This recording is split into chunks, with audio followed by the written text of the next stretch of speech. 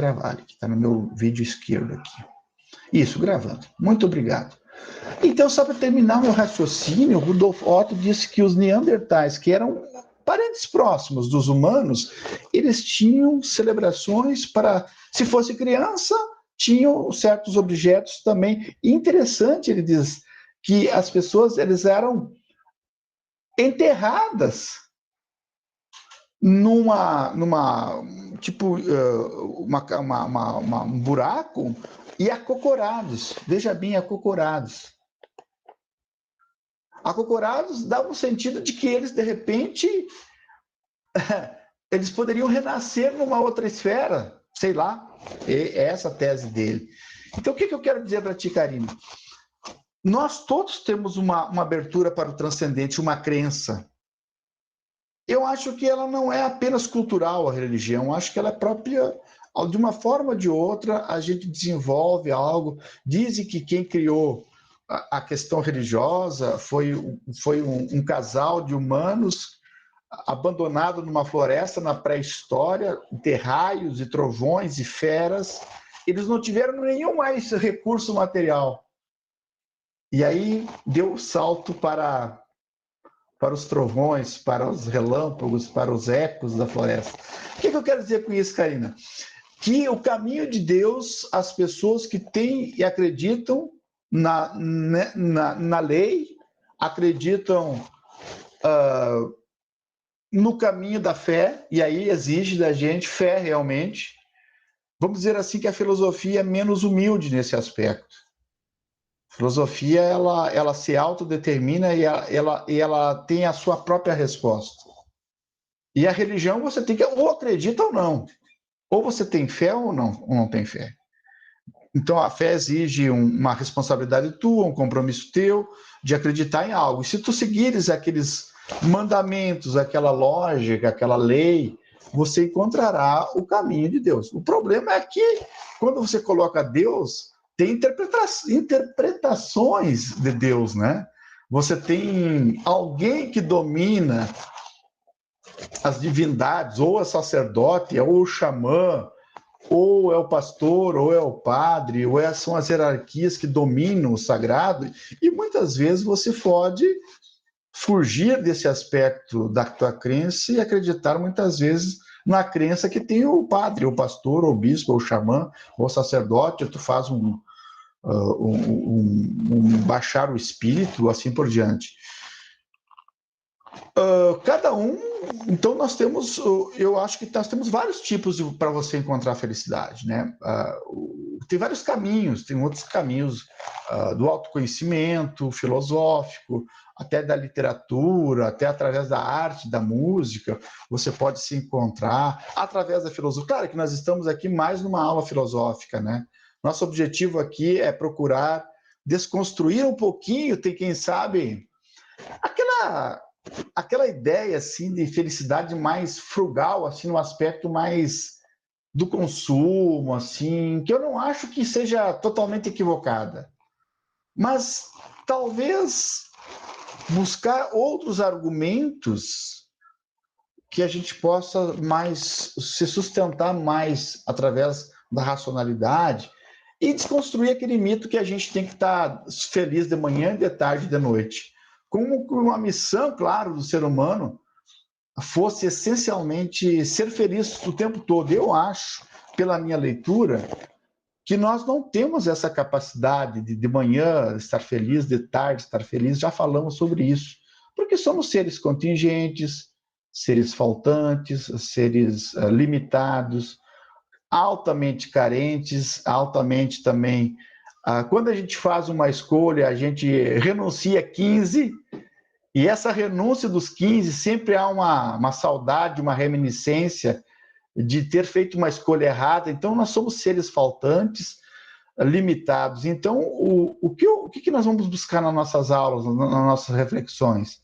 Algumas ideias que nos ajudem a pensar sobre a nossa existência, sobre a nossa vida e nos conhecermos melhores através dos argumentos. Por isso que eu coloquei ali, até eu queria reprisar com vocês, aula passada, alguns equívocos Eu estou numa outra tela aqui, se alguém quiser me compartilhar alguma ideia, basta chamar que o professor vai lá. Eu coloquei alguns equívocos na aula anterior, aula assíncrona, que eu acho que nós temos que desconstruir esses mitos. Por exemplo, o mito, aquilo que tudo crês que te faz feliz, muitas vezes, na verdade, não o fazem. São ideias, muitas vezes, equivocadas, são falácias do conceito felicidade, muito mais ligada ao hedonismo. Lembra aquela entrevista? Eu acho que foi uma... Não foi entrevista, foi uma divisão que eu falei do hedonismo, do eudaimonismo e do bem-estar. Eu sou mais apto, assim... Eu gostaria de ouvir vocês também, ou certamente vocês poderiam falar aqui para nós agora, nesse momento inicial, em qual sentido as pessoas mais se aproximam do conceito de felicidade. Eu tenho uma ideia, não sei se eu estou equivocado. Vocês gostariam, alguém gostaria de 2, 3, 4 pessoas a explicar com quem falou, se foi com a avó, com a mãe, com o pai, com um amigo, com a amiga, com o namorado, com a namorada? Alguém gostaria de dizer o que as pessoas falaram? Está aberto aqui, vou até voltar para a tela. Quem gostaria de colocar alguma ideia? Primeiro, quem é que fez a atividade? Todo mundo fez, né?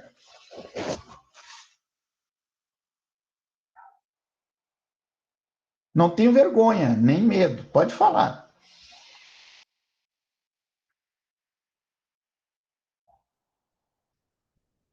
O Professor, que pode as pessoas... falar, mas eu vou desligar meu Pode. vídeo, porque minha conexão está muito ruim, tá? Tá bom, aham. Eu, na primeira aula, logo que acabou a aula, eu fiz uma enquete no Instagram, que é felicidade. E foi muito interessante, inclusive eu compartilhei no e-mail as imagens, os prints das respostas. Né? Vou olhar, eu quero ver. E foram, assim, várias respostas, várias mesmo, bastante. Eu não esperava que ia ter tantas pessoas falando. E algumas vieram conversar, tipo, tua enquete me fez refletir sobre o que é felicidade. E o que mais me chama a atenção é quanto a gente não tem ideia do que realmente é a felicidade e do quanto a gente terceiriza a nossa felicidade.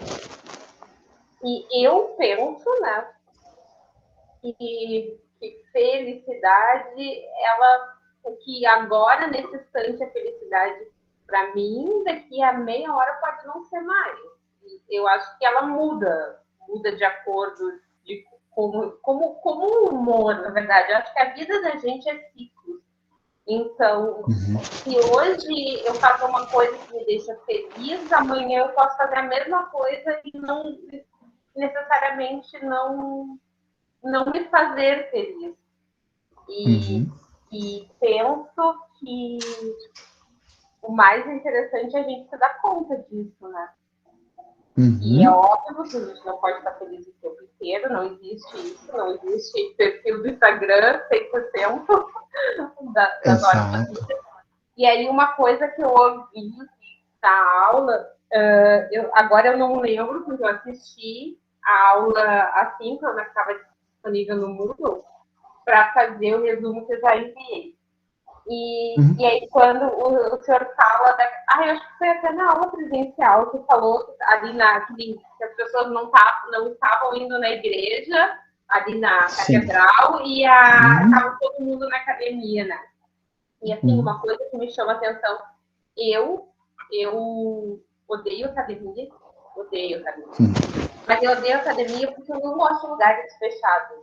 Mas, em compensação, o ciclismo, para mim, é o que me deixa mais feliz, principalmente na pandemia, é pegar a bike e ir lá para o estradão, pro meio da natureza, e isso me conecta. Então, eu gosto de atividade física, mesmo que ela não seja num lugar fechado.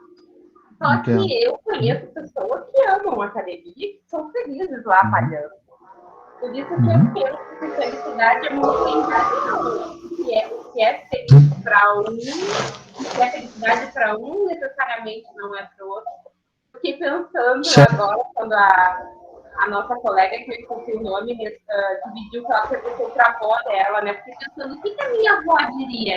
Eu acho que ela ia dizer assim, é ver todos vocês felizes e bem com saúde. Porque sempre ela diz, eu rezo todas as noites, quando eu ligo para ela fala, eu rezo todas as noites para que todos vocês estejam bem. E eu fiquei pensando, o que ela diria? Eu vou perguntar para ela. Sim, exatamente. Não, eu também sou só para terminar essa ideia, uma família muito religiosa, minha mãe já é falecida, é claro, ela também tinha essa noção, assim, as pessoas, de que a questão da reza, a questão da missa, a questão do terço, quando ela não podia acompanhar, ela acompanhava pela televisão, por esses canais religiosos. Ela tem um benefício muito, até comprovado cientificamente, assim, que a oração, ela libera, né, certas questões, até emocionais, que você acaba fazendo bem para a tua vida. Então, não podemos descaracterizar e dizer, não, isso aí é uma questão equivocada. Não, eu acho que nosso objetivo aqui não é um juízo de valores, isso está certo. A fé, né? A fé é importante, né, Kátia? A fé é importante, né? Acreditar nesse ser, ou o ser transcendente, o ser superior, o supremo bem, a vida que habita o planeta, a energia cósmica que tem uma sincronia, chamam isso de Deus, chamam isso de energia positiva. Eu acho que a fé ela é benéfica para o ser humano. Acho que ela não atrapalha.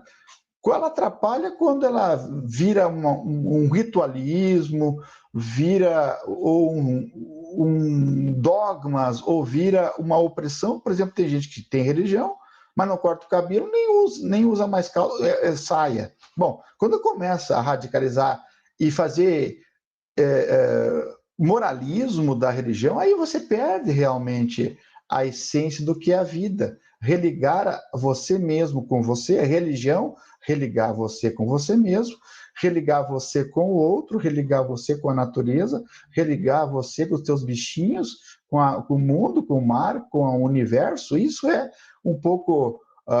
então nós estamos deixando um pouco daquela religião sacramental, institucional, para uma fé mais no imanente, sabe?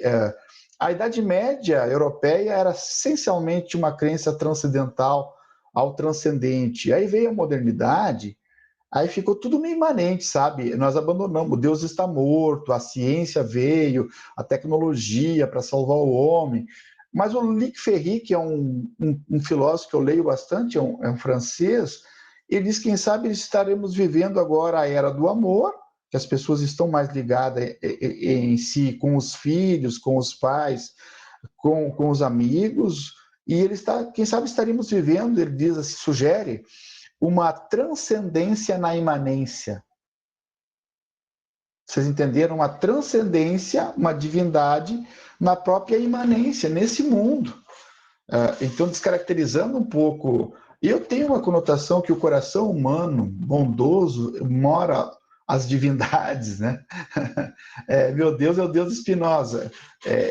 Qual é o Deus Spinoza, hein, Oscar? Fala aí para nós, lembra, me ajuda a lembrar. Mas também tem a dúvida de Pascal, né? O Pascal sempre tinha uma dúvida assim, será que nós vamos acreditar se eu não, ou não? É melhor acreditar, porque se chegar lá em cima, na outra esfera, e tiver divindades, a gente acertou. Se a gente não acreditar em nada e chegar do outro lado e tiver, aí nós estamos ralados. Então é melhor, a dúvida de Pascal é bastante interessante. Mas Spinoza eu não lembro, acho que eu não estudei, professor Oscar, qual é que é a divindade. Mas eu acho que todos nós temos um coração que congrega a vida, de harmonia, que quer a vida de todos os seres. Nós não temos maldades, nós não temos raiva, não temos mágoas, nosso coração é aberto, não temos medo, não temos medo da morte também. A morte virá no seu aspecto, sempre eu digo, natural. O que aconteceu com essa menina que todos nós amávamos de uma certa maneira, sexta-feira, ou já tinha escutado, ela não é natural, porque foi um rompimento com a vida. Por isso que a gente não aceita quando a morte é feita dessa maneira. Não no caso apenas dela, que ela é conhecida, mas de tantos outros jovens, crianças, né, que partem de uma maneira inesperada. Não é natural. Não compreendo quando a natureza retira outro ser que não tem ainda um tempo hábil, né, para... Isso aí não tem divindade que explique. Não tem divindade que explique. É uma ruptura da natureza. Não consigo entender. Mas não sei se o Oscar fez uma pergunta aqui. Oscar, por favor. Que bom que você está aí, querido. Olá, professor. Desculpa não abrir a câmera. Recém estou chegando de campo. A gente estava molhando umas plantações de árvores. Não veio a chuva. Não, queria contribuir com sua reflexão sobre a felicidade. Você falou agora da morte. A gente somos únicos animais mortais que sabemos que vamos morrer. Então, não tem na natureza ninguém, isso Cortella sempre fala, e sim, a única explicação é a filosofia. E aí entra o vínculo com a religião, porque desde o ponto de vista físico, químico, biológico, é transformação de matéria orgânica a matéria inorgânica. Eu, como engenheiro florestal, sei isso. Mas tu não vai chegar a uma pessoa que está em velório e dizer, não, calma, ele vai se transformar em matéria orgânica. Não. A gente sempre acredita em um ser superior. Eu também fui catequista, muito vinculado com a religião. Minha mãe também muito cristã também. E nesse sentido, mas hoje eu sou agnóstico, então meu Deus é o Deus de Spinoza, então para mim é o universo, a grandiosidade. E é aí que eu queria complementar sua fala, professor, no sentido da religião. O que inspira na religião? Ódio e intolerância ou amor ou compaixão? Porque isso também entra dentro da discussão ampla hoje e que tem que ver com felicidade e que tem que ver também com a morte, porque hoje, nesse sentido... E último, desculpa alongar demais, a ciência, a partir de 1500, fez o paraíso na Terra. Hoje, o trovão era o Deus que lançava tal coisa, hoje é explicado pela ciência. Então, perdimos esse vínculo do cosmo organizado, das questões já muito mais... Um mundo que... Hoje, o que é irregular é imundo. Então, nesse sentido, a filosofia nos ajuda a reconectar. E eu faço muito essa distinção entre religião, como princípio, e a religiosidade ou a espiritualidade. Essa era a minha contribuição, professor. Muito bom, muito bom. E a gente, claro, fisicamente, você falou, detecta, né?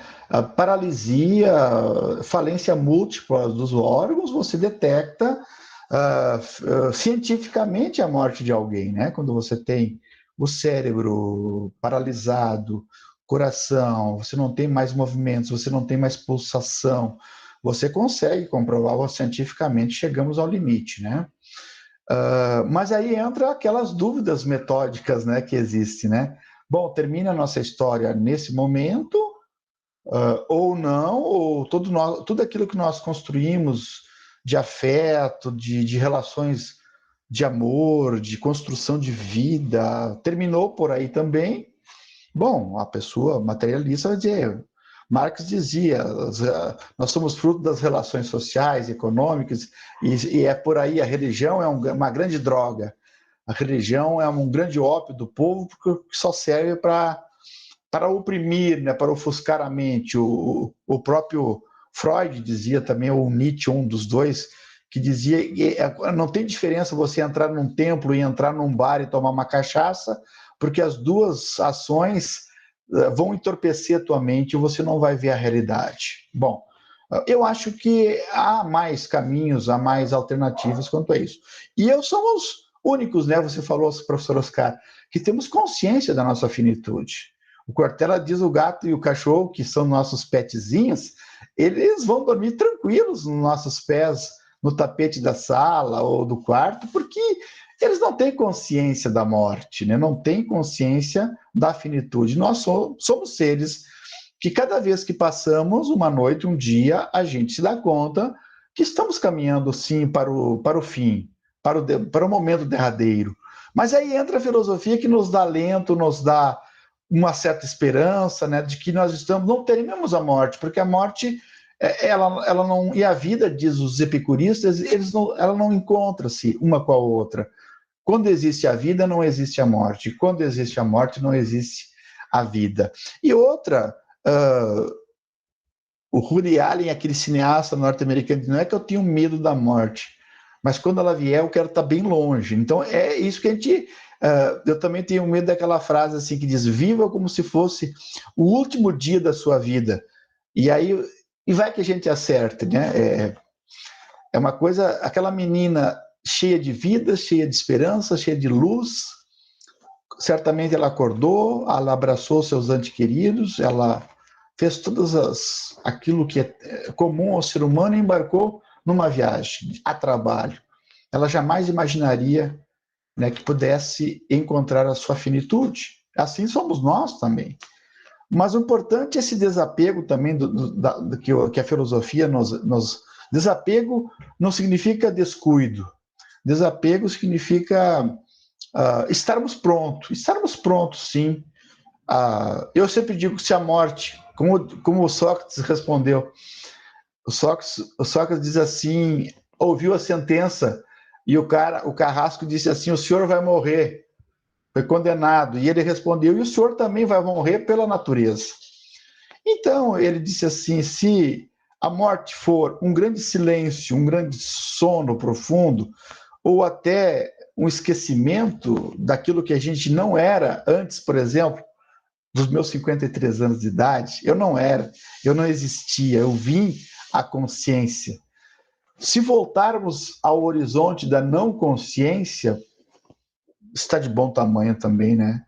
O que eu não acredito é que nós vamos para um outro mundo, no aspecto de dor, de afastamento, né? Eu acho que não é compensatório isso, se você ganhou. Eu acho que todo mundo vai ter o seu sono bonito, né? Aquilo que a gente amou, aquilo que a gente gostou, né? Eu acho que esse aspecto... Mas é muito profundo, esse aspecto que eu não quero levantar aqui mais polêmico. Eu não sei se tem mais alguma perguntinha aqui, os colegas estão falando aqui também. Mensagens, diz o Eduardo: morte tem um artifício, a verdadeira vida para mim é eterna, o que leva a pensar que outra vida para além... Tudo bem, tranquilo, Eduardo, exatamente, pode ser. Essa é o que nos anima, né? Essa, como diz o João Baldo Ribeiro, o escritor brasileiro, diz: a gente até pode ser imortal, né? Mas a gente não é imorrível. Então, nesse aspecto, todo mundo morre, né? Mais cedo ou mais tarde, tudo que nasce morre, né? Mas eu acho que é um caminho muito legal, Eduardo, esse caminho da vida eterna, caminho da crença. Você tem que acreditar na fé. Eu acho que tem uma diferença aí que a pessoa hoje em dia está crescendo bastante, os ateus, né? Mas o ateus é contraditório em si. Ateu é sem Deus, mas na verdade, se você não... Tem uma diferença entre o agnóstico e o ateu. O ateu é sempre militante. Ele diz que não acredita e prega a não crença em Deus. O agnóstico já poderíamos dizer que é talvez um pouco indiferente com a dimensão, se existe ou não a divindade, a crença. Então, para ele é a vida mais dele própria, né? Que a sua missão que importa, né? Mas só queria lembrar um pouquinho isso. Então, voltando, eu acho que aquilo que a Kátia falou, Kátia, está muito ligado, assim, ao aspecto... Eu acho que hoje está mais no aspecto do bem-estar, sabe? A felicidade, que eu acho que não é a totalidade, como eu falava no vídeo. Bem-estar é um meio, eu acho, que todos nós devemos ter para encontrar uma vida mais plena. Mas tem gente que tem todo o bem-estar físico e material e não é feliz. Então, também há um limite. Eu brinco muito aqui em casa, né? Que minha esposa, Patrícia, ela acha que é melhor sorrir, sofrer e chorar em Paris do que chorar aqui no Brasil sem dinheiro. Não é verdade, eu discordo. Eu acho que a gente pode ser feliz com outros princípios e outros valores, não apenas do aspecto hedônico, no aspecto das sensações. Por exemplo, a pessoa que nasce e faz bem feito aquilo que, para os gregos, eram felizes. Eu encontrei o trabalho da minha vida.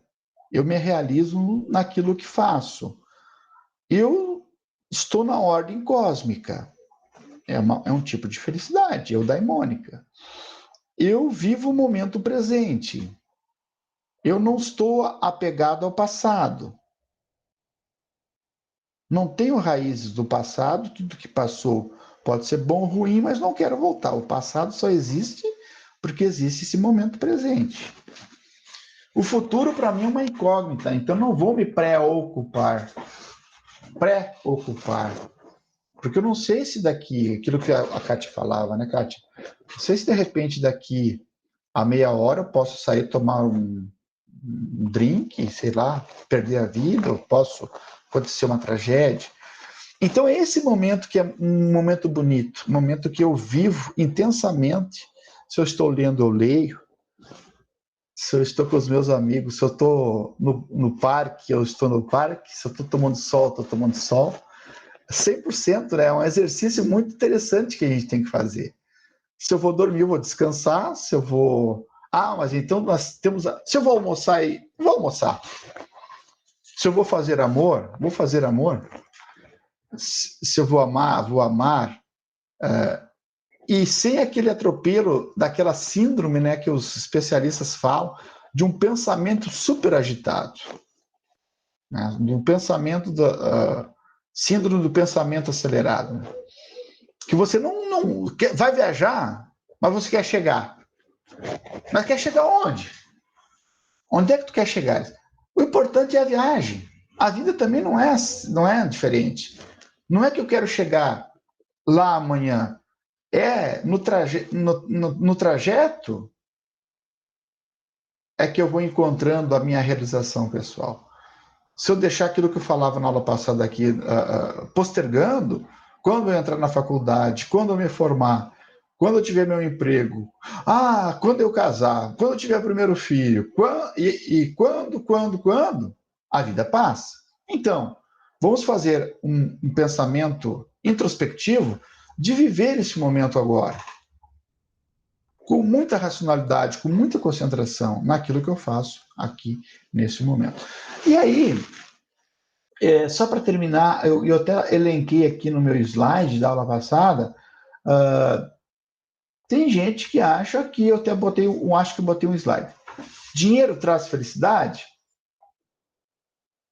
Olha, conforme meus estudos, minha leitura, a felicidade não acompanha uma renda superior para os Estados Unidos, claro. Eles gostam muito de pesquisa, de $70 mil ao ano. Claro que para nós aqui, esses dados, para nós seriam muito menores, esses índices, né? O bem-estar emocional aumenta com o aumento da renda até atingir, lá nos Estados Unidos, $75 mil. Após o qual os aumentos adicionais na renda não geram ganhos adicionais no bem-estar emocional. Eles fizeram essa pesquisa lá em 1956. O produto de riqueza em dólar era aproximadamente $8 mil. Ganhava. Em 1996, subiu para 20. Então, mais que dobrou a produção. E o percentual de muito feliz ficou estagnado. Então, o que eu quero dizer com esse argumento? Eu quero dizer que a materialidade nós não podemos chamar de riqueza a materialidade, todo mundo tem dignidade de ter uma moradia limpa, sadia, um chuveiro quente, uma mesa com alimentação, um lazer. Isso é dignidade. Que pena que no Brasil nem dignidade uma grande parte da população não tem. Está faltando até comida, está faltando até o básico, até os nutrientes. Numa sociedade extremamente desigual, numa nação, num país rico, que a concentração de riqueza fica na mão de meia dúzia. Isso é intolerável, isso é injustificável. Isso clama ao transcendente. É impossível pessoas passarem fome, pessoas que a gente vê no trânsito, pessoas que a gente vê pedindo, crianças abandonadas, pessoas velhas abandonadas com fome. Isso é inconcebível.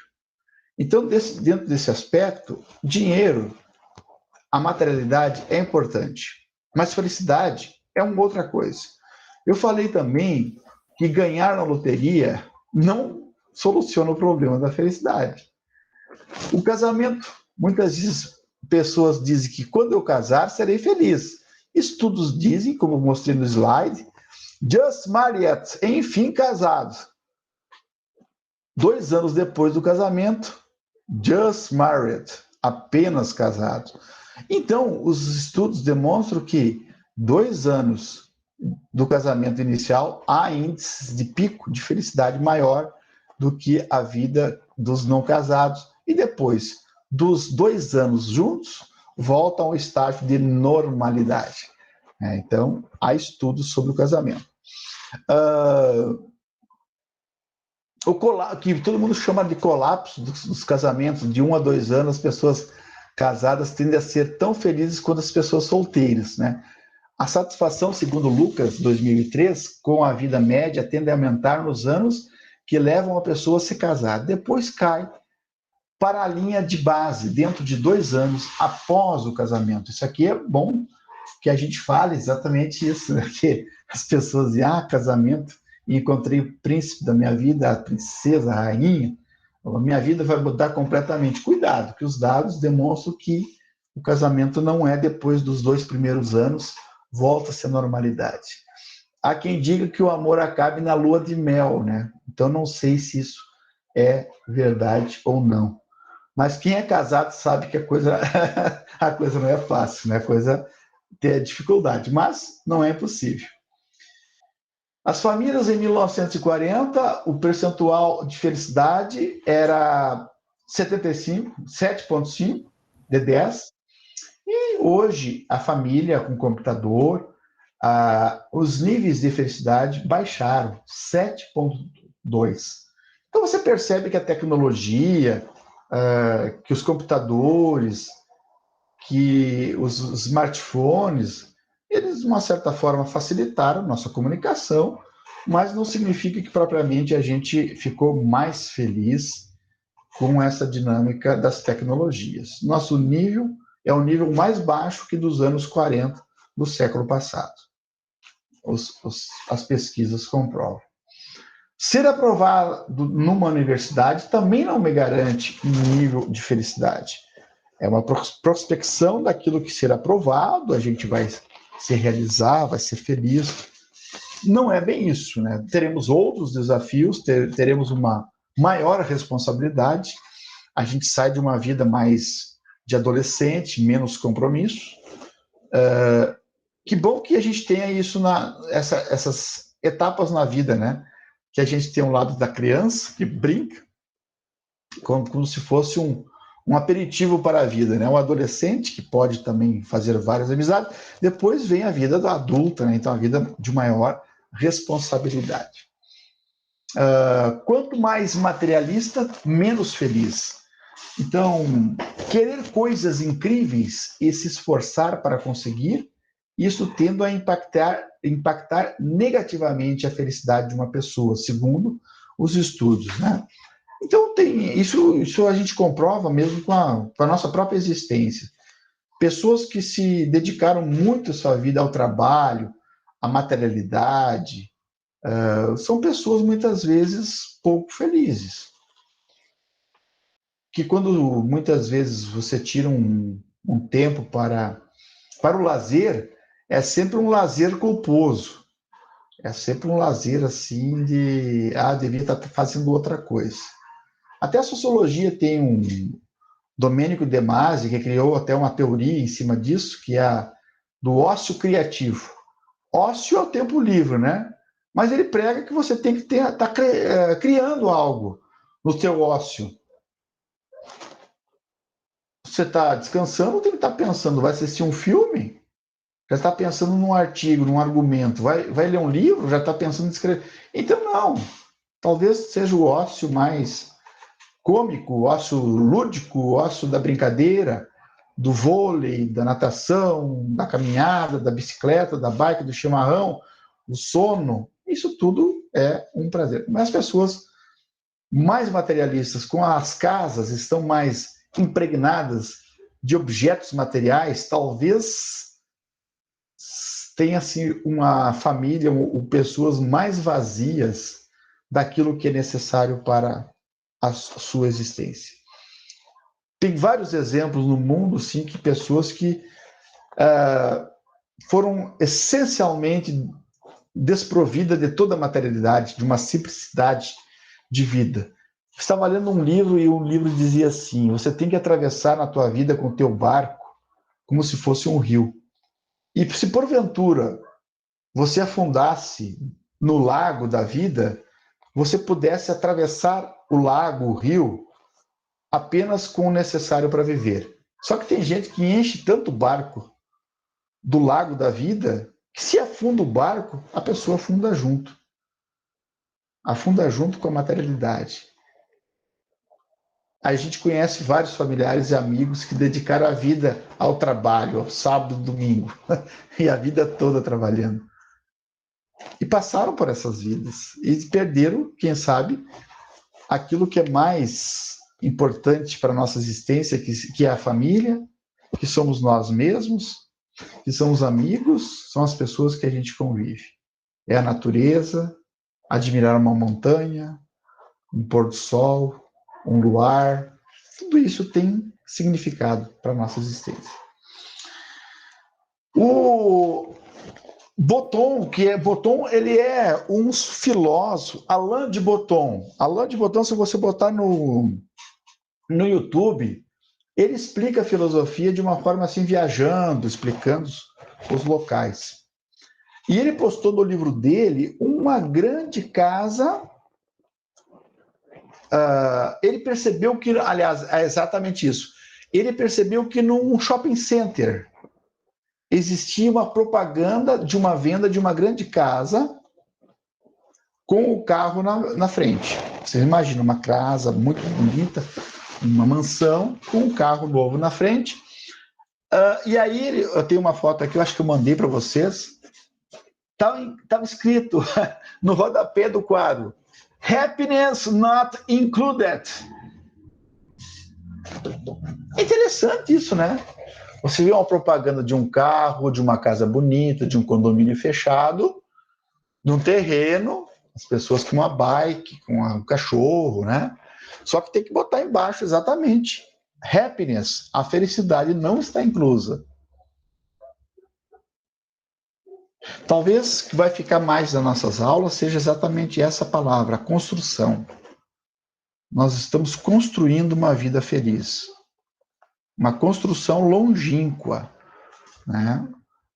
Não é apenas momentos. Que bom se fossem momentos contínuos de sensação, de paz, de serenidade, mas são momentos, os prazeres são todos eles, muitas vezes, efêmeros, fugazes, não são duradouros.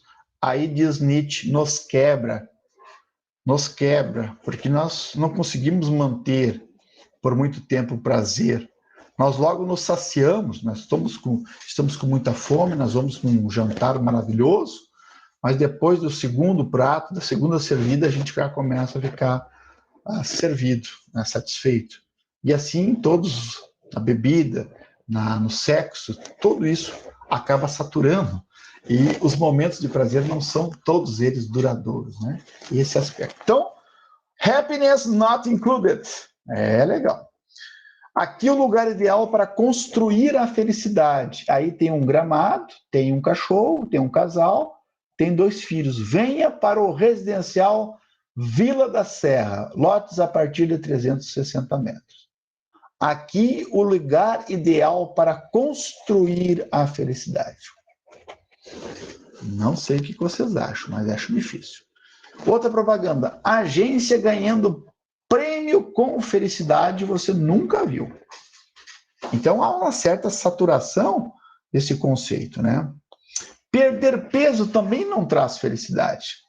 Agora, se você está em um programa de perda de peso comunitário, que você socializa a tua vida com as pessoas, tende a aumentar o nível dessas pessoas, mas perder peso por si só não te realiza, não se traz felicidade. Prof, eu acho um pouco curioso o senhor ficar, tipo, quer dizer, eu concordo que, por exemplo, dinheiro, casamento, por exemplo, isso que o senhor falou também agora, não trazem felicidades em si. Mas eu acredito que isso seja mais a longo prazo, porque, por exemplo, a questão do dinheiro, uma pessoa que passa muita necessidade, no momento que ela tem uma condição melhor de vida, que ela consegue ter o que ela não tinha, ela vai estar feliz naquele momento, e o dinheiro, nesse caso, vai ter proporcionado isso.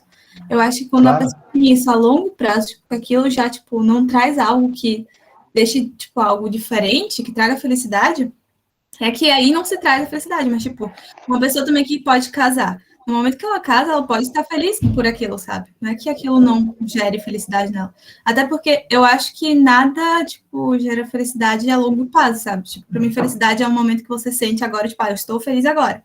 E depois ela passa, entendeu? Não é algo constante. A pessoa não consegue ser, tipo, feliz o tempo todo, sabe? É algo meio contraditório até, pra mim. Não, primeiro a tua ideia. Eu não quero dizer que a pessoa tem que ser um ermitão, morar numa caverna, desprovido de todas as condições materiais físicas. Não é isso. Eu acho que o bem-estar não pode ser confundido com felicidade. Bem-estar, todo mundo tem direito ao bem-estar físico material. Então, a pessoa que é desprovida de toda a materialidade, como é que ela vai ser feliz? Se ela não tem assistência, se ela passa fome, se ela não tem assistência à saúde, ela tem uma felicidade limitada. Você vai ser feliz doente? Se você vai ser feliz passando frio, passando fome? É meio complicado. Então, eu acho que o bem-estar, ela é uma dimensão para você chegar a um momento mais de serenidade, de completude. Ela é um meio para chegar. Agora, eu acho que esses momentos, claro, você pode chamar que isso é felicidade, mas momentos hedônicos, momentos de prazer, momentos de alegria, é uma coisa. Você pode chamar isso de felicidade. Mas a felicidade, ela pode ser mais profunda do que isso. Você pode ter não sensações de alegria, de prazer, mas pode ter sensações de uma realização de uma vida. Você vai construindo ela dentro de parâmetros, né, que ela vai te ajudando a ser mais consolidado a tua vida, né? Então o senhor... desculpa. Pode falar. Não, eu ia comentar, então, e ele fazer uma pergunta. O senhor acha que é possível criar, tipo, construir, né, ao longo da vida, uma vida feliz? Tipo, você constrói ao longo de toda a vida e no final você chega e diz, eu tenho uma vida feliz. Isso. Entendi. Talvez não nós, Júlia, nós mesmos vamos avaliar a nossa existência, mas quem sabe uma outra pessoa vai olhar para a nossa trajetória e perceber a singularidade da construção da nossa vida, que foi uma construção sempre de uma maneira serena, ataráxica, como diz a filosofia grega, né? Ataráxica, de que as nossas dores, as nossas perdas não foram tão trágicas e as nossas euforias também não foram tão... É o caminho mediano que os gregos na filosofia sempre falam, a mediania, talvez o equilíbrio que não possa faltar em nosso meio. Então eu tenho medo da euforia. Porque a euforia, ela... É difícil a euforia. A euforia ela pode ser muito, muito passageira. A Mas euforia prof, eu penso assim, quando você faz essa pergunta, o que é felicidade para alguém? Como a gente comentou lá no início, tipo, eu posso responder uma coisa, o senhor pode responder outra. E, tipo, o senhor falou que, por exemplo, dá para se construir uma vida feliz e uma outra pessoa, uma segunda pessoa vai ver isso e vai, tipo, perceber que sua vida foi feliz. Sendo que, tipo assim, a sua percepção sobre ela pode ser diferente da percepção que, na verdade, ela vai poder ter sobre você, sabe? Então, por isso que eu fico perguntando, será que é realmente possível construir uma vida feliz? Sabe? Existe um padrão para isso? Porque o padrão varia, tipo, o padrão para mim é diferente do padrão para você. Isso, não, isso é verdade. Eu acho que não existe um modelo, né, Julia? Não existe um padrão, porque as minhas reações são diferentes das tuas. E cada um do ser humano é singular nesse aspecto, né? É aspecto... Mas quem sabe nós estamos... O meu objetivo aqui, talvez, é apresentar certos argumentos e críticas ao modelo que se coloca como hegemônico. É ou não é verdade? De felicidade. Eu acho que há um padrão de felicidade hoje dominante na nossa sociedade. Eu concordo, prof. E eu acho que, na verdade, é esse padrão que nos deixa mais infelizes, sabe? Tipo, porque a gente não consegue se encaixar a ele. Então, aí, tudo complica. Exatamente. E começa, né, Oscar já deu a palavra, e começa até pelo padrão físico das pessoas. Ah, eu sou muito baixo. Eu sou muito alto. Eu sou muito magro. Eu sou muito gordinho. Então, tu já começa aí. Há uma cobrança, eu vejo isso pela minha filha, que tem 15 anos, ela é pré-adolescente. Há uma comparação frenética nas redes sociais entre os próprios coleguinhas dela. Ah, eu não vou poder, pai. Filha, tu tá bem, teu corpo tá bem. Ah, meu nariz tá, ele tem isso aqui, pai. Filha, vamos trabalhar junto essa dimensão. Você é bela, você tem o teu corpo, você é única, você é singular, você tem as tuas características, teu cor do olhar, do teu cabelo, do teu modo de ser. Não te pauta única e exclusivamente, por exemplo, né, Júlia, na dimensão da estética, da comparação. Aí você começa a dizer, vai sempre ter alguém que vai ser um pouquinho mais bonito, mais alto, maior status, maior consumo. Então, o grande mal nosso hoje é a comparação. Quando tu comparas, aí tu sempre vai te achar sempre o último dos moicanos. Enquanto que o Oscar argumenta, daí eu dou uma lida aqui no Eduardo, na Kátia e na Guariane. Oscar, querido. Oi, queria contribuir com a discussão muito interessante que levanta a colega, no sentido da felicidade. Durante toda a Idade Média, por exemplo, a felicidade das pessoas era sempre posterior à morte. As pessoas, a igreja, inclusive, inculcava, São Francisco de Assis é o ícone disso, que não precisa de bens materiais, que servir a Cristo, que o melhor é depois da morte. Só que isso mudou a partir e empeorou a partir do século XX, por dizer. Na Idade Média, um camponês faminto, um pedaço de pão bastava, por dizer, uma casa. Agora, como oferecer felicidade para um engenheiro que ganha bem e obeso e entediado? Então, só que Harari trabalha muito essa noção. Hoje temos muito mais energia e materiais que nossos ancestrais. Ele faz uma comparação de 156 vezes agora de materiais, de energia e alimento e energia. Agora, será que somos 256 vezes mais felizes que nossos ancestrais? E aí conclui um pouco a ideia, dinheiro, aquela ideia, dinheiro traz felicidade. mas é uma forma também de discutir a questão de romanticismo da pobreza. Eu não creio que a pessoa que não tenha um mínimo de condições esteja feliz nessa condição. Eu também.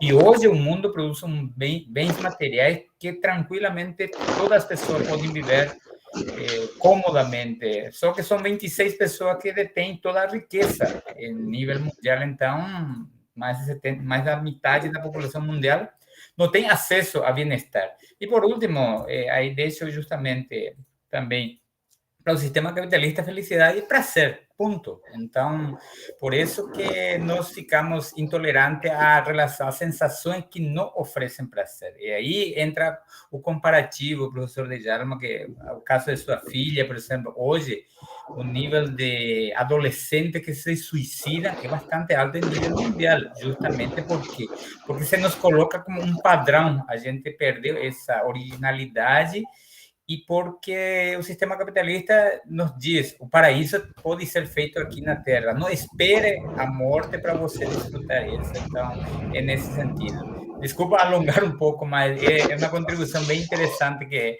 E a felicidade é subjetiva. Esqueci de comentar. Entra muito a questão bioquímica também.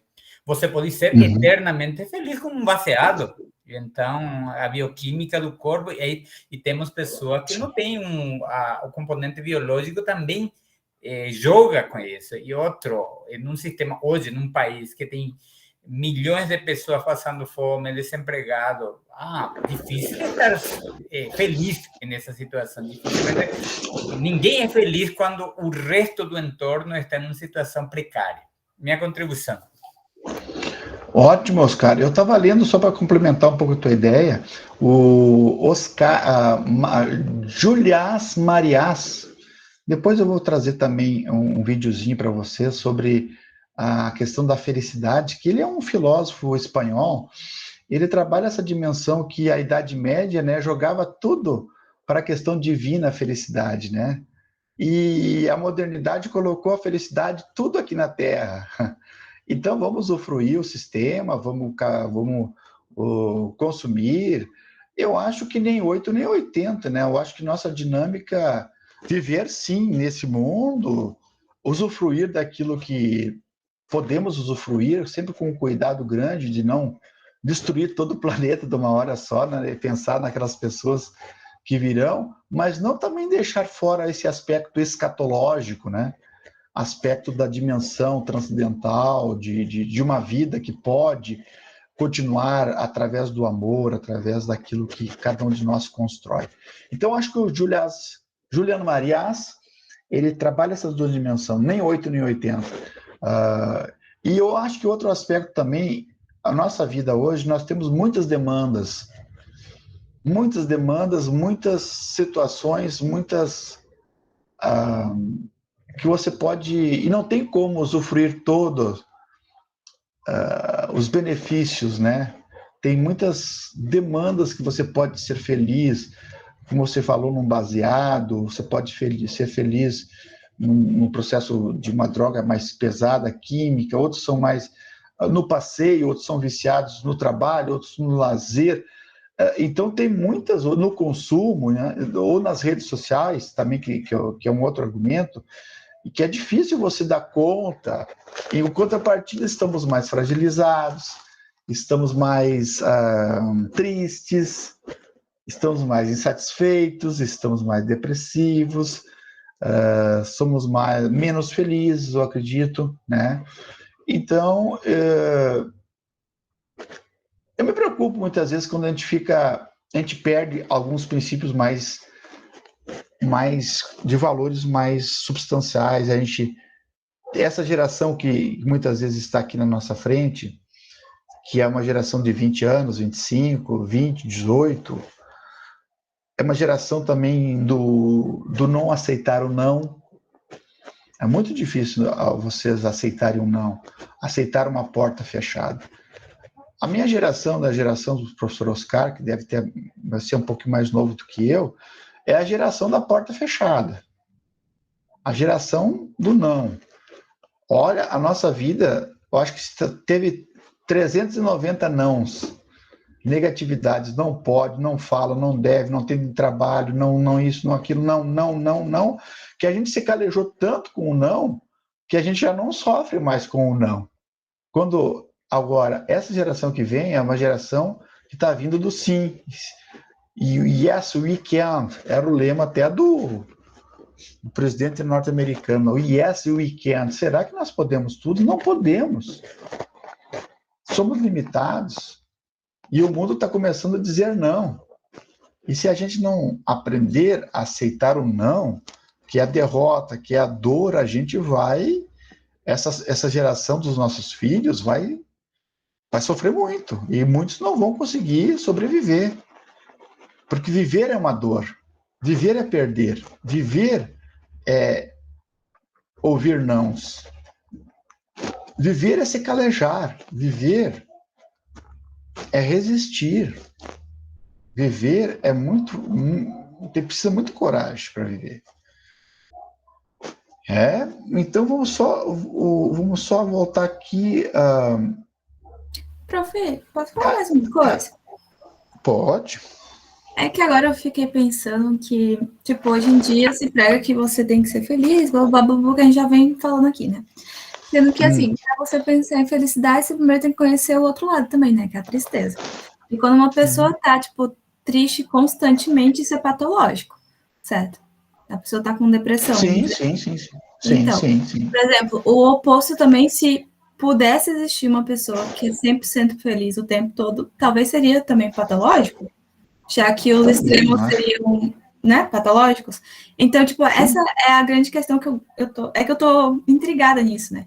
Que o fato de você acreditar que exista uma vida feliz, tipo, você pode construir uma vida totalmente feliz, sabe? Tipo, para mim, pessoalmente, eu acredito que, tipo, existem momentos felizes na sua vida, sabe? Eu não acho que, tipo, uma vida inteira pode ser feliz. Tipo, você pode construir, tipo, um estilo de vida que seja mais, tipo, agradável, isso e aquilo. Mas não significa necessariamente que você vai ser feliz, sabe? Eu acho que a felicidade em si é um momento de, tipo, uma sensação muito forte, que pode vir várias vezes ao dia, ou então, tipo, pode passar, tipo, uma semana. Você está muito feliz durante uma semana. Sendo que, tipo assim, você não vai conseguir passar todo o resto da vida, tipo, nesse mesmo estado, sabe?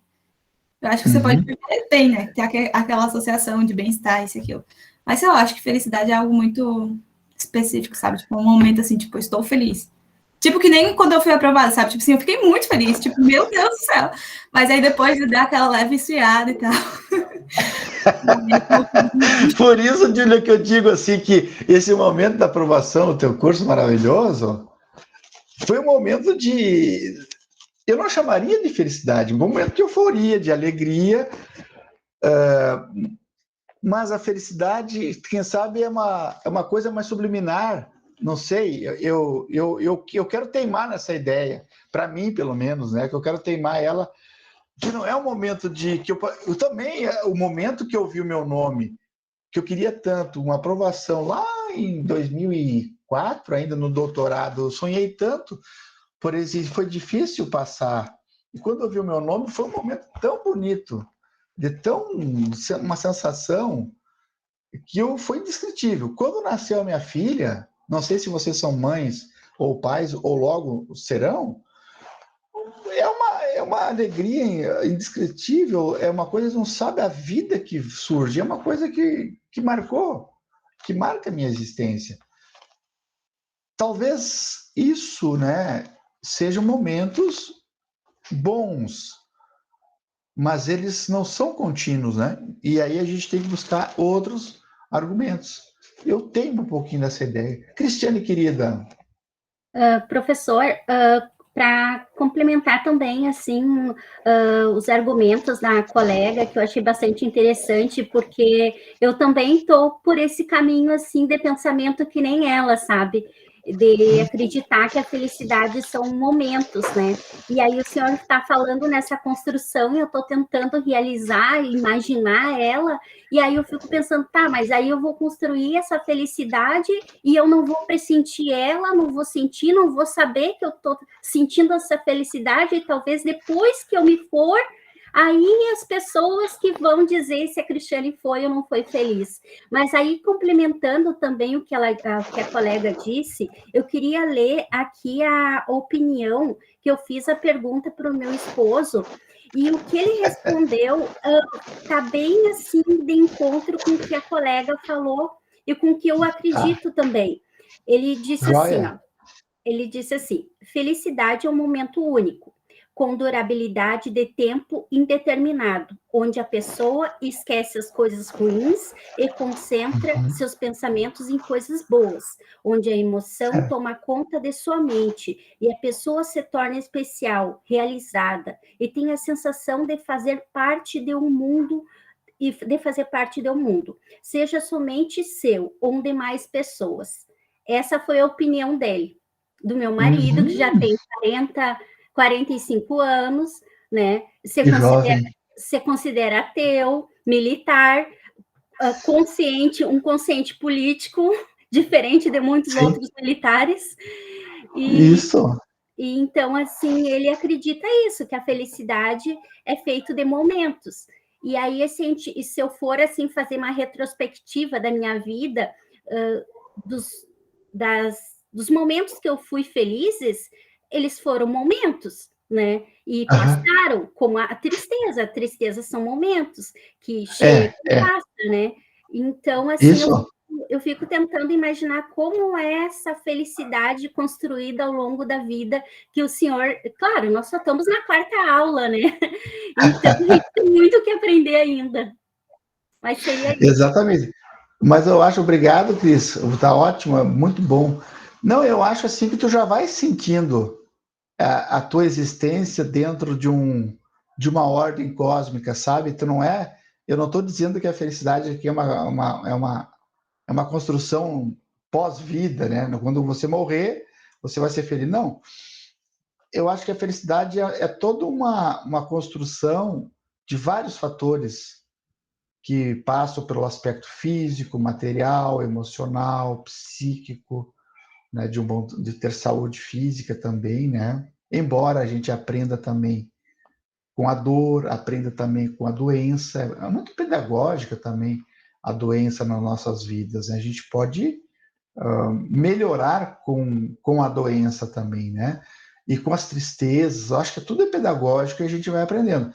Mas aí é uma conjugação de fatores da tua existência e ela já dizia uma filósofa búlgara, que nem a tristeza nem a felicidade são eternas, e isso talvez seja um consolo para a gente, que é quando a gente se vê numa situação tão delicada, uma situação de instabilidade financeira, conjugal, sei lá, perdas familiares, a gente pode pensar também, ou de confusão mental, de tristezas, de depressão, a gente pode pensar assim, ela não é eterna, né? A gente vai mudando, a gente vai melhorando. Então, há possibilidades. Depois, quando passa o tempo, a gente vê, poxa, aquele momento eu estava muito, muito ruim na minha vida. E hoje eu estou numa situação melhor emocionalmente. Mas a gente tem que se ajudar. Então, acho que uma conjugação de fatos materiais, como diz aqui a colega Kátia, né? Há uma linha tênue entre a felicidade e o bem-estar, né? Ainda elas são muito pessoais, não existe manual de instrução. Ótimo, não existe mesmo. Ninguém daqui, eu acho que seria um leviano se o professor tivesse uma disciplina que a gente começasse a colocar assim, a ética da felicidade. Número 1, faça isso. Não daria certo. Número 2, como se fosse um código de ética de uma empresa. Número 1, isso. Número 2, 3. Nada. Não existe. Existe sim argumentos, situações, leituras, ideias que fazem com que a gente se ajude a pensar de uma outra maneira.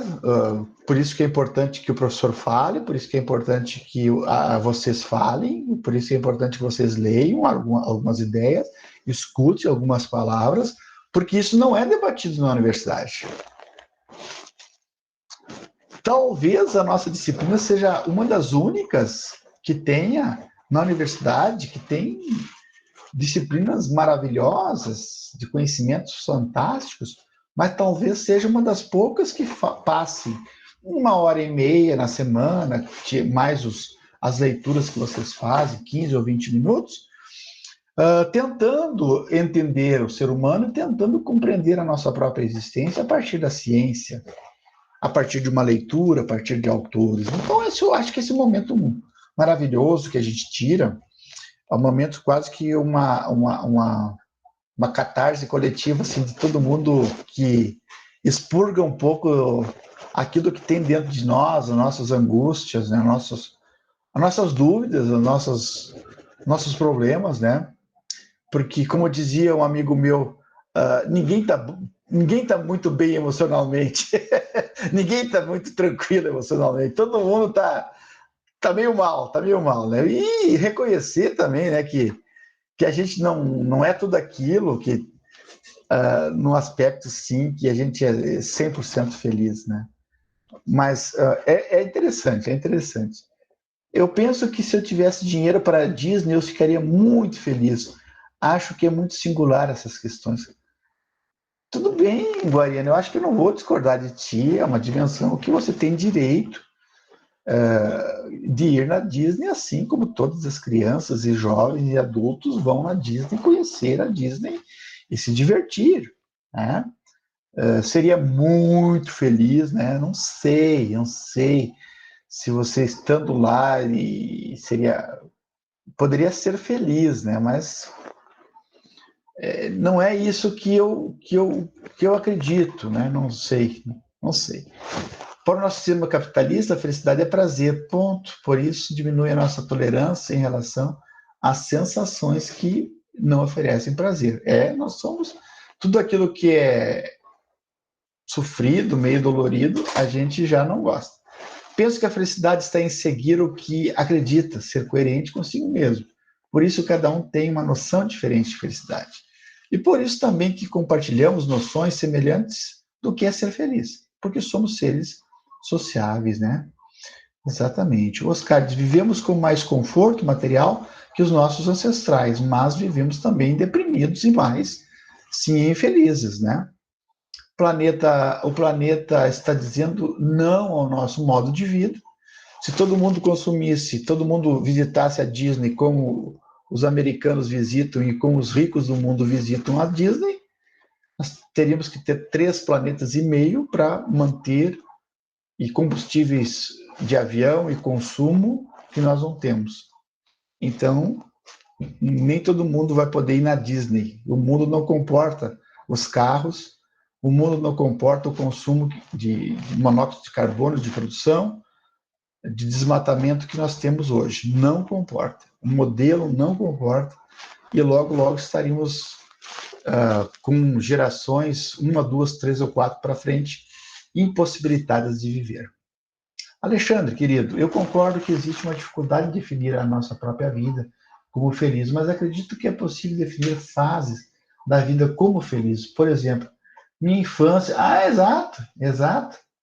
Foi uma infância feliz. De mesmo modo, pode definir a vida de uma pessoa como, apesar de sua infância feliz, essa pessoa não teve uma vida feliz, ou vice-versa. Me parece que a vida na infância, né, colega Alexandra, está ali. Acho que eu dei esse exemplo já para vocês.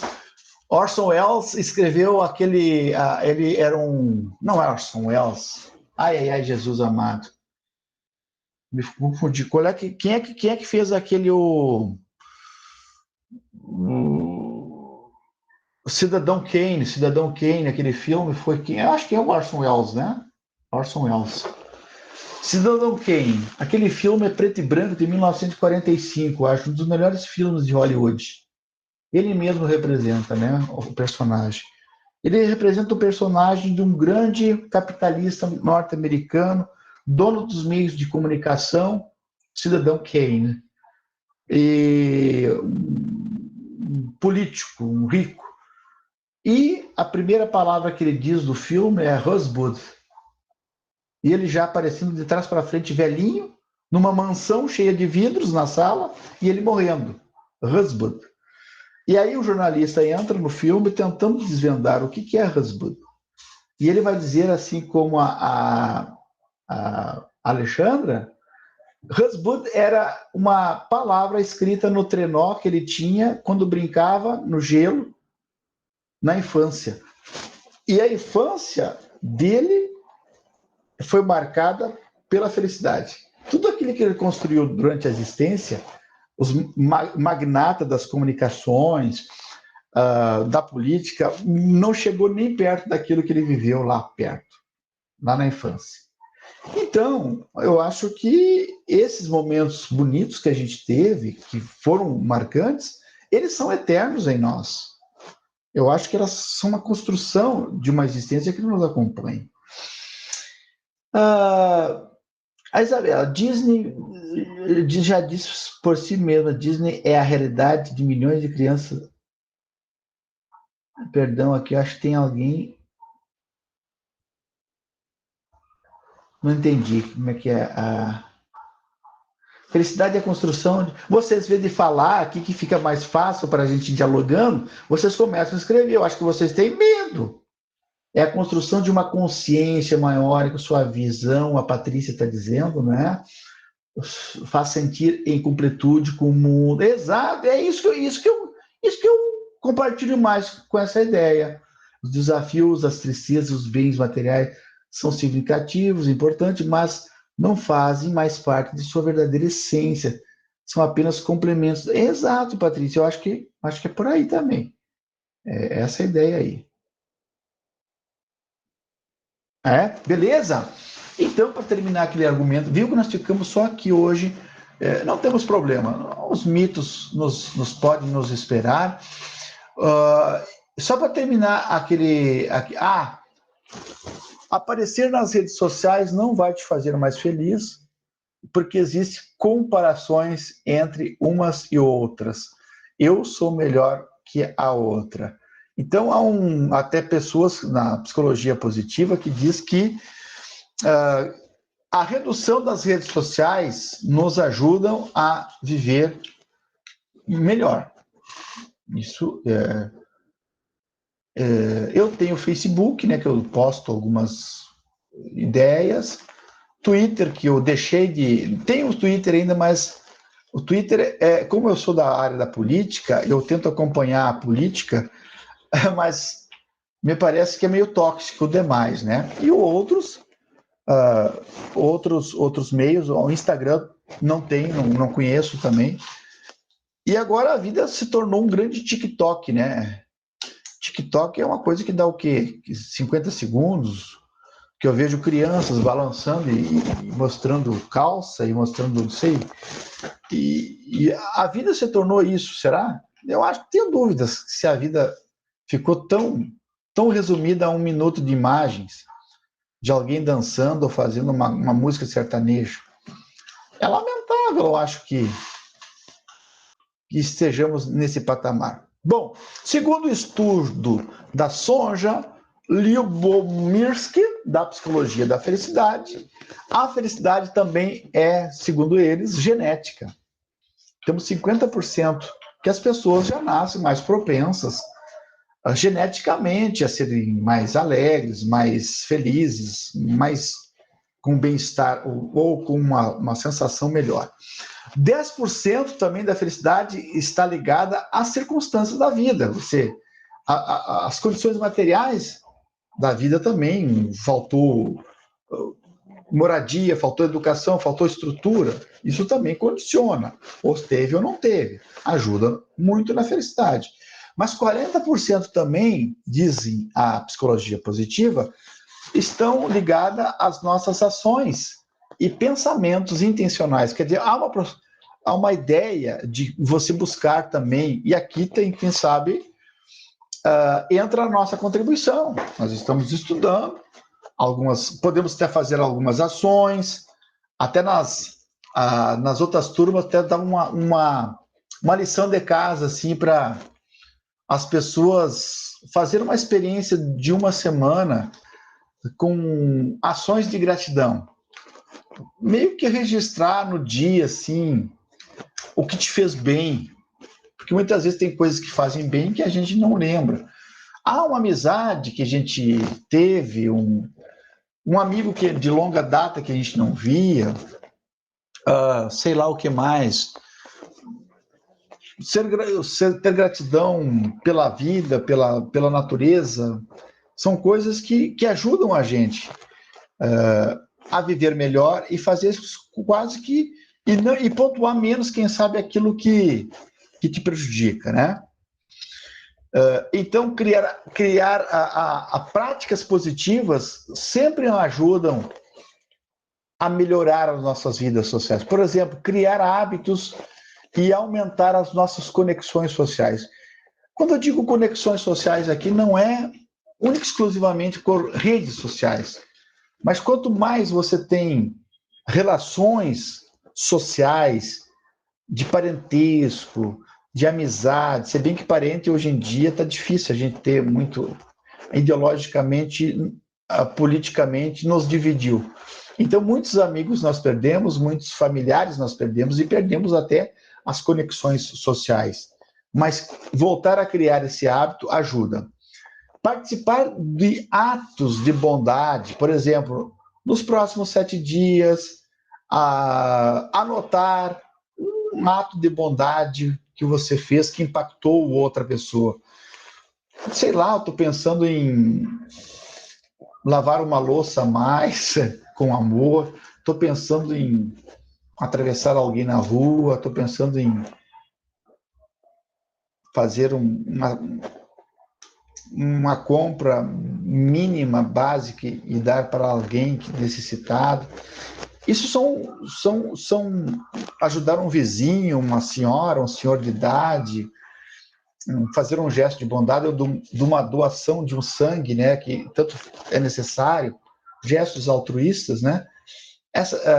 Quem sabe dialogar um pouco mais em casa, com a mãe, com o pai, com os amigos, quem sabe deixar um pouco o celular na hora da refeição e dialogar mais. Tudo são gestos, né, que a gente pode ter, que ajudam a gente mais objetivamente. Ter um momento de meditação, parar 5 minutos do dia, respirar, fazer a sua prática de meditação, de oração, de contato com a natureza. São todos gestos pequenos que demorar 3 minutos a mais na refeição, dormir um pouquinho, uma soneca de 15 a 20 minutos, quem sabe ajuda. Não a tarde inteira, aí é demais. Dormir, quem sabe, um pouquinho mais cedo. Né? São práticas que fazer um exercício, 20 minutos de uma caminhada no bairro, na quadra, ou numa academia, e faz bem exercitar o corpo, malhar o corpo, né? Moldar o corpo, isso é saúde, caminhar, né? Não pode ser uma obsessão. Tudo que é obsessão na vida, ela não ajuda. Então, tudo isso, eu acho que são gestos pequenos que a gente... estimular o bom humor. Não sei se vocês têm a prática de contar uma piada. Quem é que tem uma piada boa para contar agora aí? Que lembra? Ninguém? Tem gente que tem... Dá uma risada. Vocês dão uma risada por dia ou não? Até vou voltar aqui. Ô, prof, eu não sei se é muito uma piada, mas assim, eu quando era criança, eu morri rindo quando me falaram assim, qual é o rei dos queijos? Rei dos queijos. Rei dos queijos. Eu começo a rir só de lembrar, eu sou muito boba pra essa coisa, professor. É o rei queijão. É o rei queijão. Muito bom.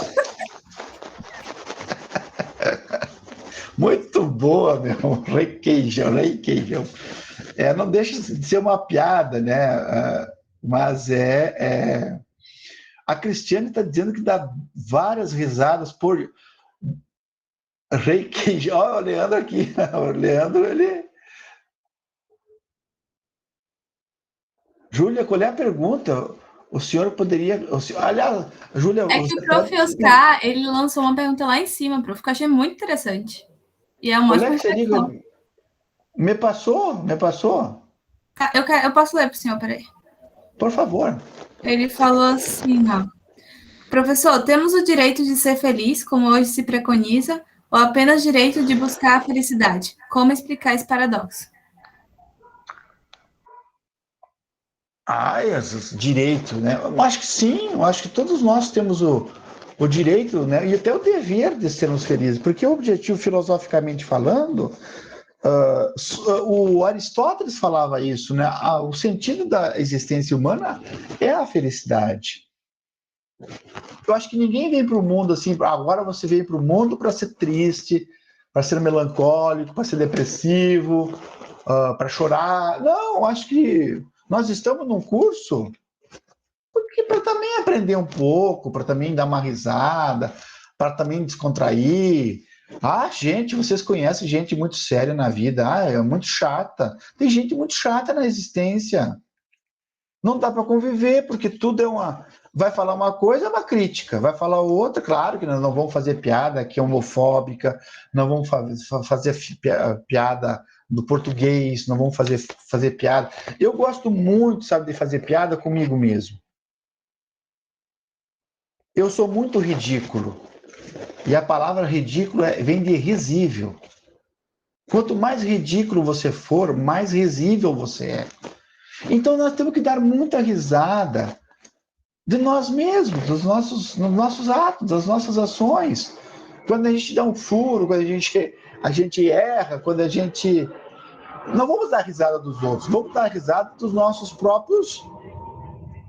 Por exemplo, gosto muito, na época não pandemia, palestrante. O pessoal me chama muito para falar sobre existência humana, felicidade, professores. Aí a universidade me convidou lá em Palmeiras das Missões para fazer uma palestra. Isso já faz uns 8, 9 anos. Fui fazer a palestra, não sei se faltou comunicação, me preparei, botei slide, multimídia, levei o violão para cantar, levei as piadas prontas. Tinha 4 pessoas no auditório. Barbaridade, eu vim preparado para o auditório cheio. Já dei palestra com o auditório cheio. E aí, eu acho que não estava agradando. 2 pessoas levantaram no meio da palestra e foram embora. Uma palestra curta, 40, 30 minutos. Aí ficou 2 jovens. Ficou 2 jovens na plateia.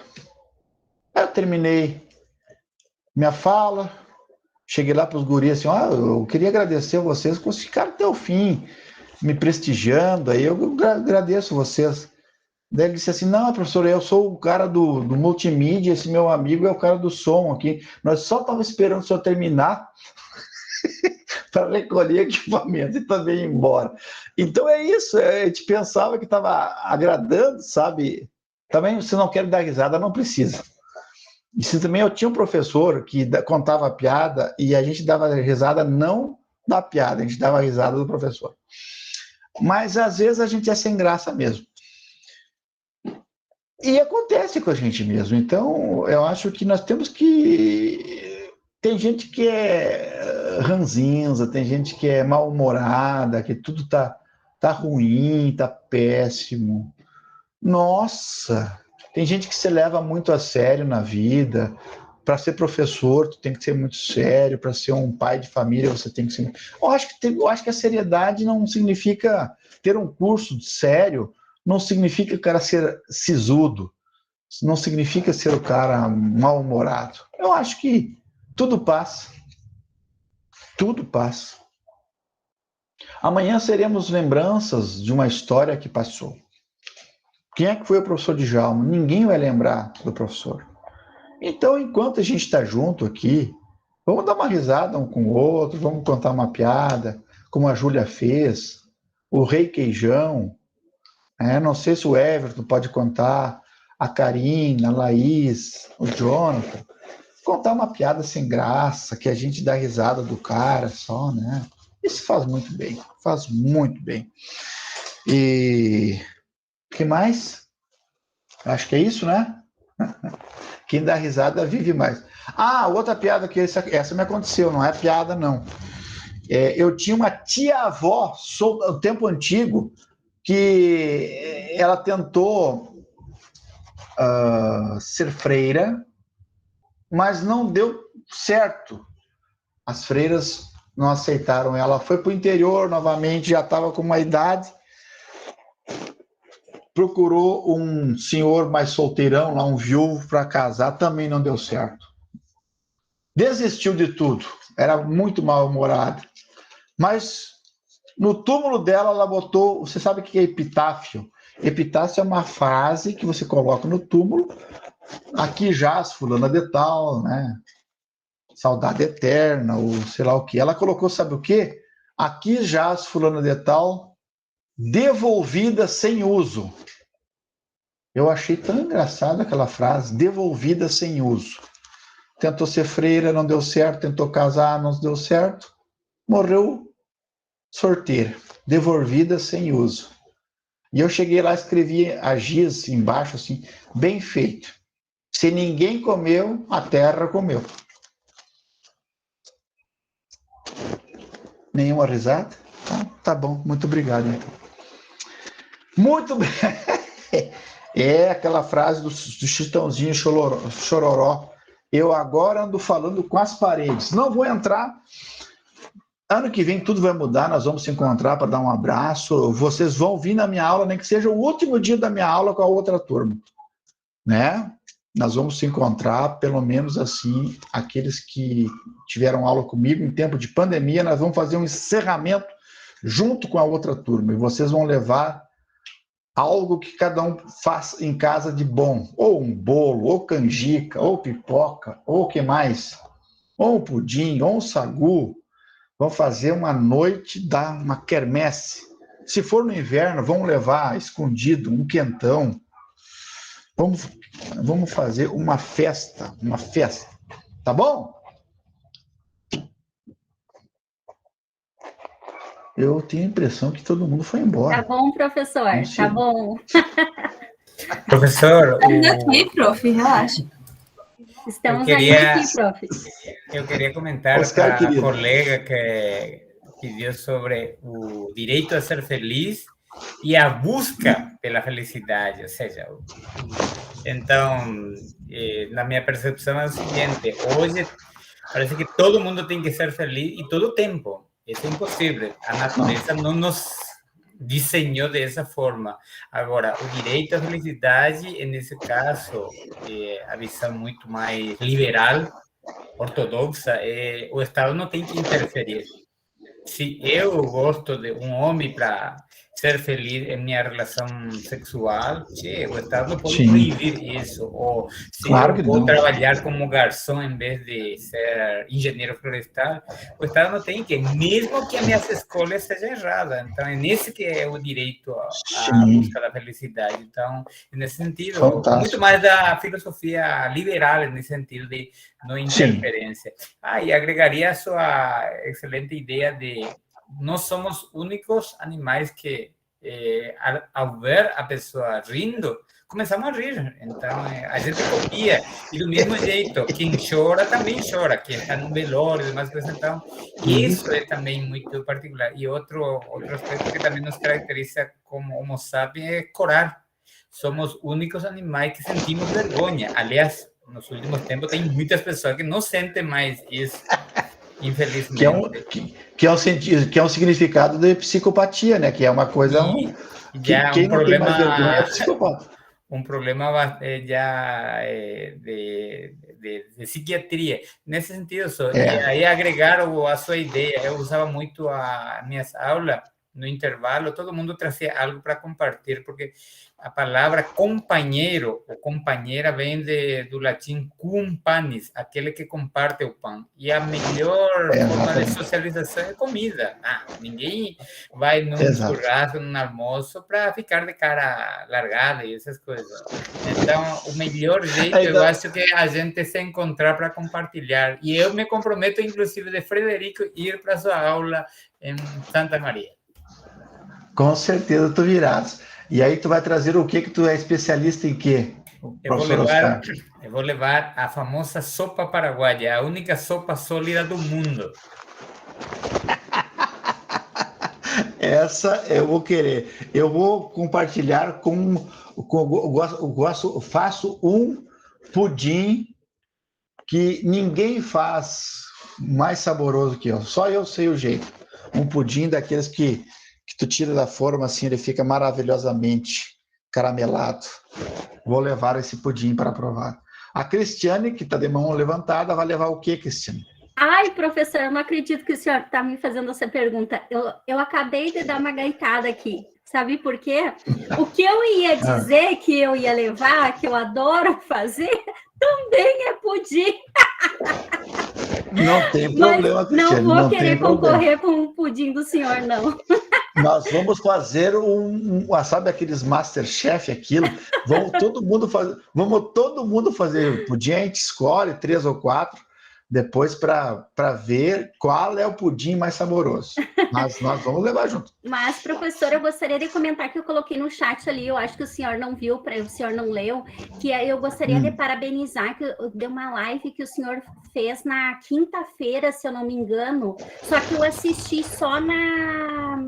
Eu assisti no sábado. O senhor fez com a Denise e com a Andrea, sobre a ginástica cerebral. E eu parabenizo pela oportunidade que o senhor nos deu de conhecer e indico o pessoal que não assistiram para assistir, que é bem interessante, e elas vão ministrar um curso, né, professor, agora esse mês, e aí eu pretendo realizar esse curso. Que bom, Cristiane, muito bom.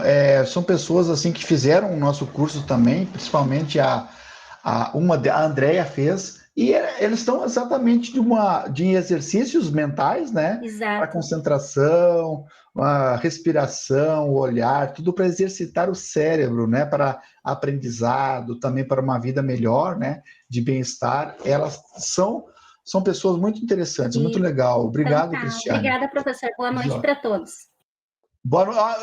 Deixa aqui, eu não vou fazer chamada, fica aqui tá gravado.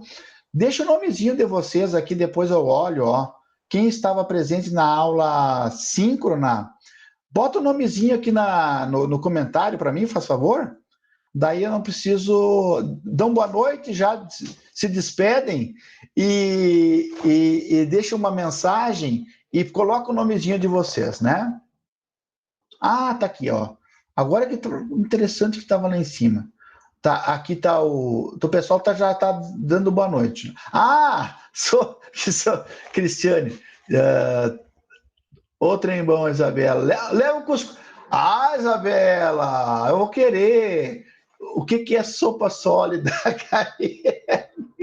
Campeonato de pudim. Eu apoio. Emily, isso, vão dizendo os nomezinhos de vocês. Isso, os nomezinhos colocando, dando boa noite. Matheus, o Thiago, a Letícia, o Fábio, a Camila, o Gesley, o Leandro. Boa noite, Leandro. Bruna, Júlia, boa noite, querida. Emilene, boa noite, Júnior. Vai ser difícil gravar o nome de vocês, mas a gente vai lembrando. Vai ser meio impossível. O Brandani, pelo sobrenome. Dilman, a Alexandra, querida, a Patrícia, a Camila, a Verônica, a Cristiane, boa noite, Cristiane, querida, a Karina, dando boa noite, a Jennifer, o Eduardo Preto, dando boa noite, né? E aí o pessoal pode já saindo do chat, né? E semana que vem nós vamos entrar na mitologia, né? Então, amanhã cedo eu já abro o sistema para trabalhar os mitos. O que nós podemos aprender da mitologia para uma vida boa? Boa noite, Bibiana. Boa noite, Eduardo. Professor, beleza? Tem mais aqui? Querido. Então, anotações de hoje a gente pode entregar tudo na próxima semana? Porque isso. Na aula sobre as mitologias. Isso, vou fazer o seguinte, ó, eu abro um link no Moodle para vocês. Vamos fazer o seguinte, colocam tudo numa só, né? Ali num link só, dá para botar mais de uma vez, né? trabalho de vocês. Então, coloco tudo ali até semana que vem, tá bom? Não é o mito Jair, viu, Oscar? Não é o mito Jair. Nós vamos explicar sobre isso. Viviana, boa noite. Oscar, boa noite. Eduardo, boa noite. Boa noite, senhor. Boa semana, queridos.